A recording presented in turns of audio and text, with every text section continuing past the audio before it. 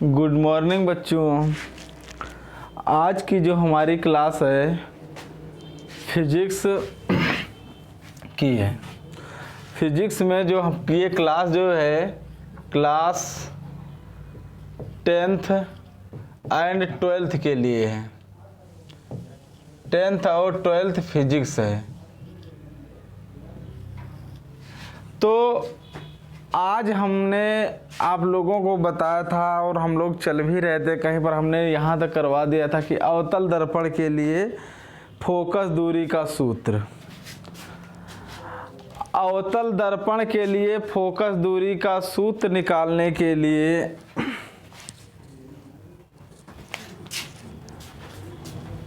हम लोगों ने अवतल दर्पण की फोकस दूरी के लिए सूत्र निकाल लिया था।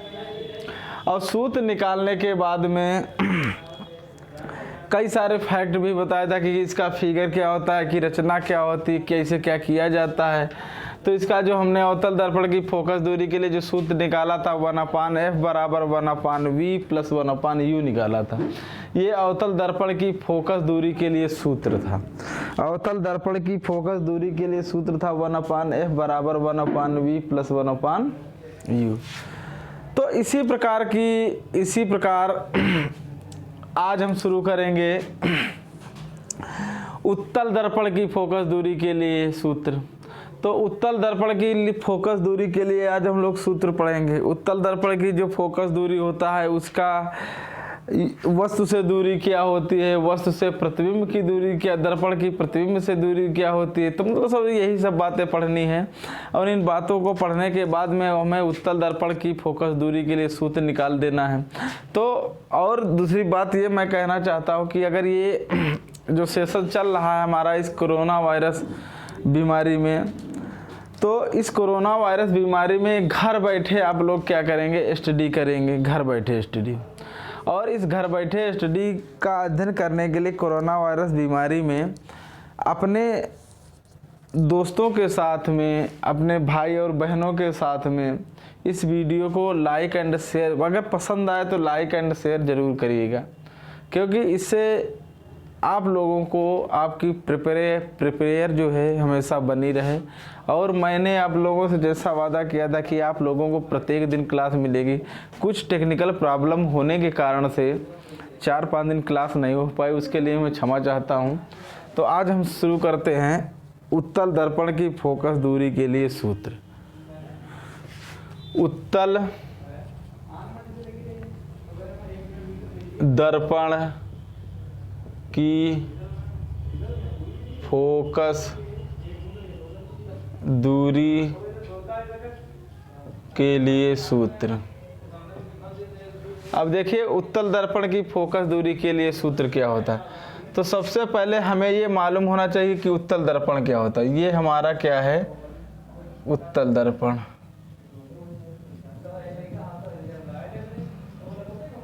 ये और ये इसका क्या कहलाता है, मुख्य अक्ष।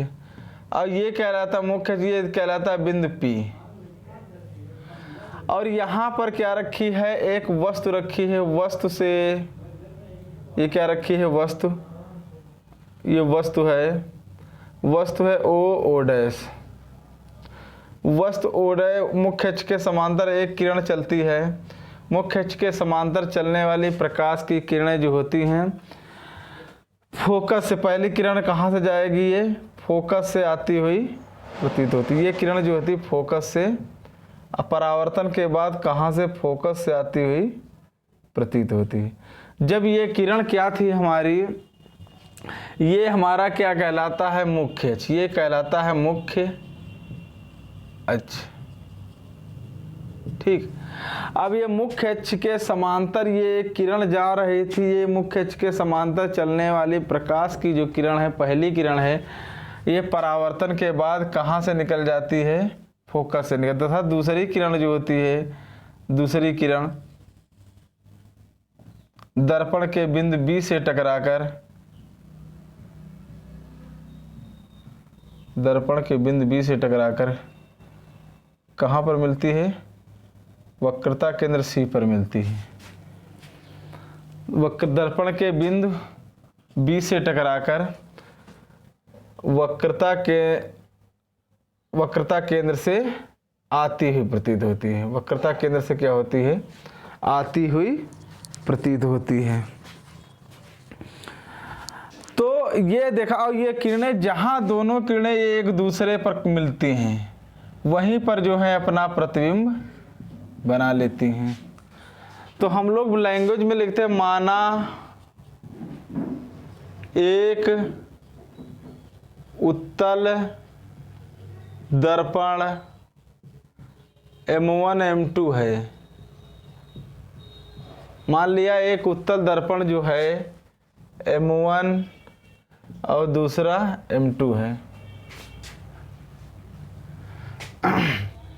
M1 M2 है, जिसका मध्य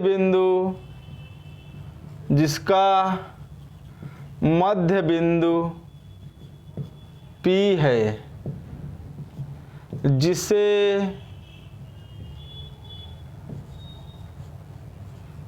ध्रुव कहते हैं। जिसे क्या कहते हैं हम लोग? ध्रुव कहते हैं। ध्रुव कहते हैं। ध्रुव तथा वस्तु O तथा ध्रुव P को मिलाने वाली रेखा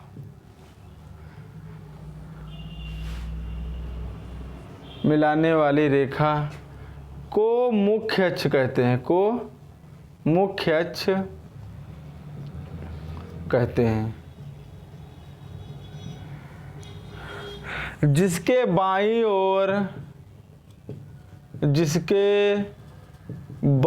ओर एक वस्तु O' रखी है। जिसके बाईं ओर जो है एक वस्तु है जो O' रखी है। ठीक। O' से चलने वाली प्रकाश की किरण मुख्य अक्ष के समांतर होकर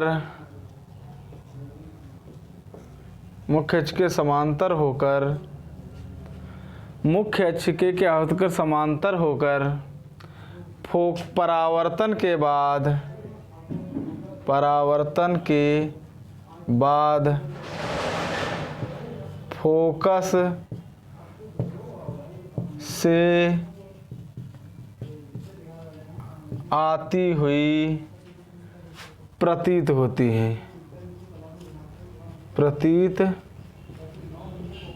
हैं। तथा दूसरी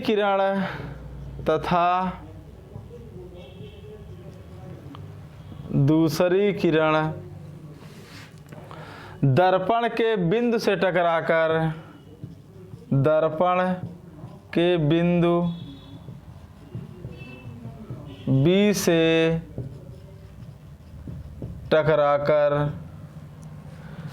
वक्रता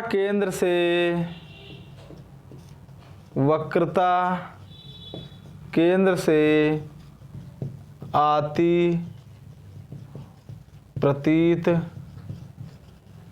होती हैं। ठीक। वस्तु से पोल की दूरी, वस्तु O से ध्रुव P की दूरी -u है। पोल से प्रतिबिंब की दूरी, ध्रुव से प्रतिबिंब की दूरी प्लस की v हो। क्यों? क्योंकि ये दाईं ओर है दूरी, ये दर्पण के दाईं ओर है। अब यहाँ पर ध्रुव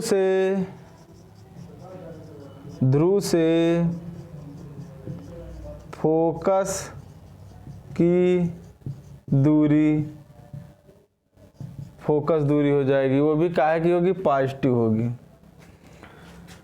वक्रता केंद्र से, वक्रता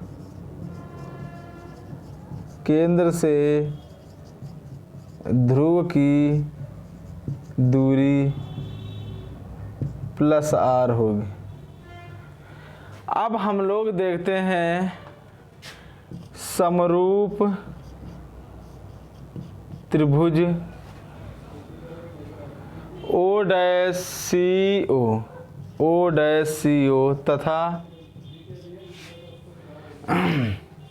आई सी आई डैश है। तो यहाँ पर हम लोग मान लेते हैं ये कोण क्या है, अल्फा है। ये भी क्या हो जाएगा, ये भी अल्फा हो जाएगा।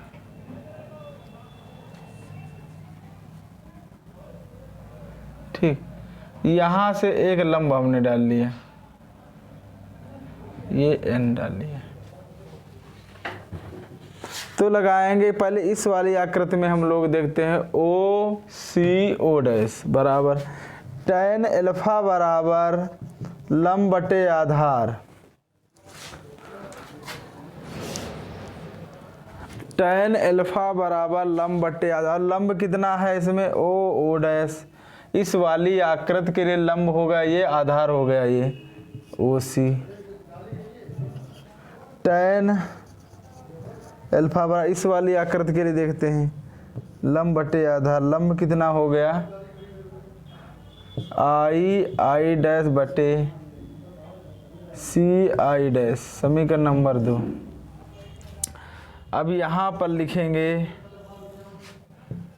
समीकरण 1 बराबर समीकरण 2, ओ डैश बटे ओ सी बराबर आई डैश बटे सी आई डैश। तो ओ डैश बटे आई डैश बराबर ओ सी बटे सी आई डैश, समीकरण नंबर हो गए 3। अब हम लोग लेते हैं आकृति ए एफ एन तथा I F I dash C. अब यहाँ पर देखते हैं ये कोण मान लेते हैं बीटा, tan बीटा बराबर लंब बटे आधार। लंब कितना हो गया, an। इस वाली आकृति के लिए देखिएगा ए एफ एन, तो लंब और बटे आधार an बटे एन एफ। अब ये हो गया एन एफ कितना हो जाएगा, an बटे एन एफ। एन एफ जो होगा हमारा ये पी एफ के क्या हो जाएगा बराबर, समीकरण नंबर 4। फिर लगाते हैं tan बीटा बराबर लंब बटे आधार। अब लंब कितना हो गया, यहाँ से देखिए आई डैश बटे आई डैश एफ, समीकरण नंबर 5। अब समीकरण 4 व 5 को क्या कर देंगे, बराबर कर देंगे। यहाँ पर लिखा है समीकरण 4 बराबर समीकरण 5। तो यहाँ पर an की जगह पर हम लोग क्या कर सकते हैं, an की जगह पर an किसके बराबर है, ओ डैश के बराबर है, ओ डैश। तो इसको बराबर करिएगा ओ डैश बटे पी एफ बराबर आई डैश बटे आई डैश एफ। तो यहाँ पर ओ डैश बटे आई डैश बराबर पी एफ बटे आई डैश एफ, समीकरण नंबर ये आ गई 6। अब हम लोग देखते हैं, अब देखिएगा मेरे पास जगह कम है, इसका एक बार स्क्रीनशॉट लीजिएगा, फिर आगे बढ़ते हैं हम।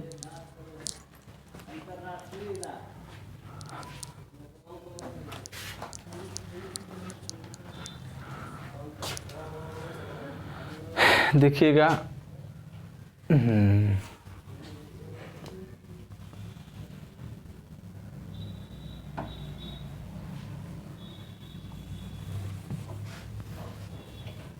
देखिएगा यहाँ पर जब समीकरण लिखेंगे, समीकरण 3 बराबर समीकरण 6, समीकरण 3 और 6 को क्या कर देंगे बराबर। 3 कहाँ है, ये है, 6 ये है, तो OC बटे CI डैश बराबर PF बटे I डैश F। OC कितना है, ये OC जो है हमारा OC बराबर जो दिया है, OC बराबर OP प्लस PC। OC बराबर आ गया, OP कितना हो गया माइनस का U। मैंने बताया था वस्तु से ध्रुव की दूरी होती है माइनस की। ये हमारा प्रतिबिंब से पोल की दूरी प्लस की V। अब प्रतिबिंब पोल से फोकस की दूरी प्लस F, ये हो गया प्लस R। अब PC का मान कितना दिया है प्लस R, और हम जानते हैं R बराबर जो होता है 2F के होता है, तो OC बराबर माइनस का U प्लस का 2F। समीकरण नंबर 7, समीकरण नंबर 7, ठीक है। अब जो समीकरण नंबर 7 हो गई यहाँ पर, तो यहाँ पर हम लोग देखते हैं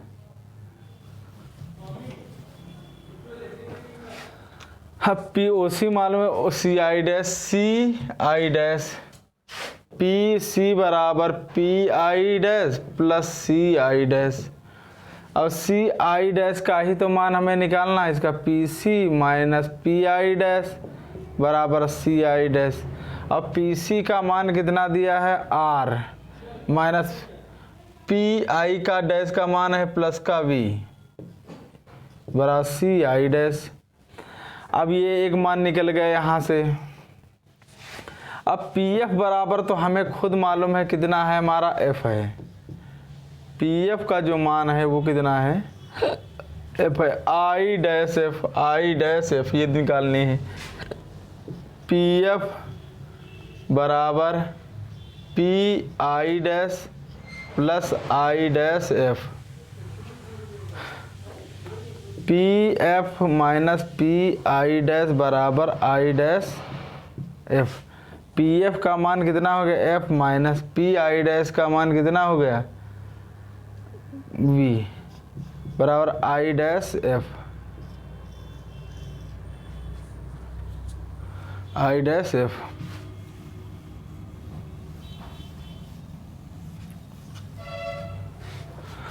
अब यहाँ पर देखिएगा, यहाँ पर 3 मान, एक मान ये, एक मान ये, एक मान ये, और एक मान ये निकल गया हमारा, ये OC निकल गया।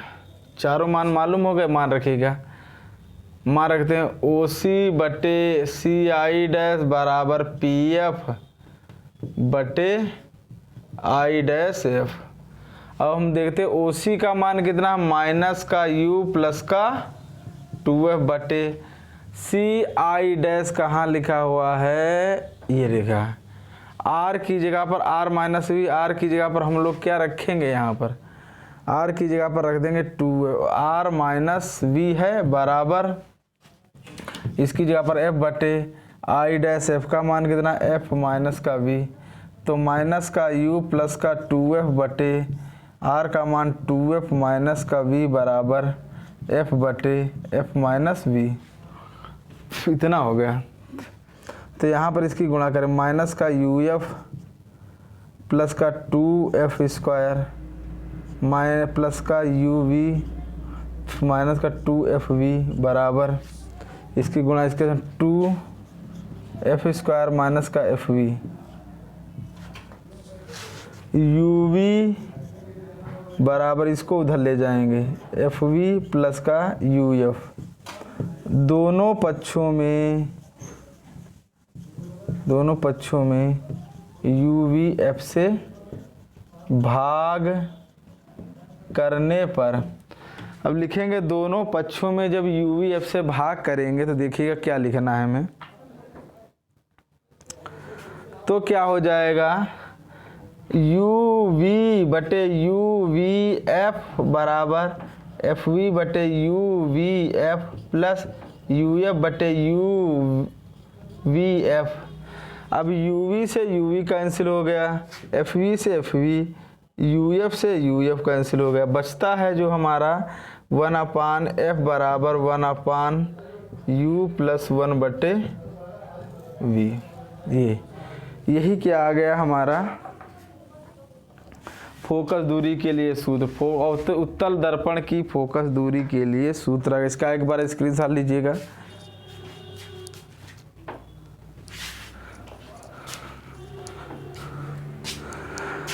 तो बच्चों, आज की ये क्लास आप लोगों को कैसी लगी, इसको आप लोग कमेंट बॉक्स में ज़रूर बताइएगा। और अगर ये आपको क्लास पसंद आए तो इसे लाइक एंड शेयर ज़रूर करिएगा। जय हिंद।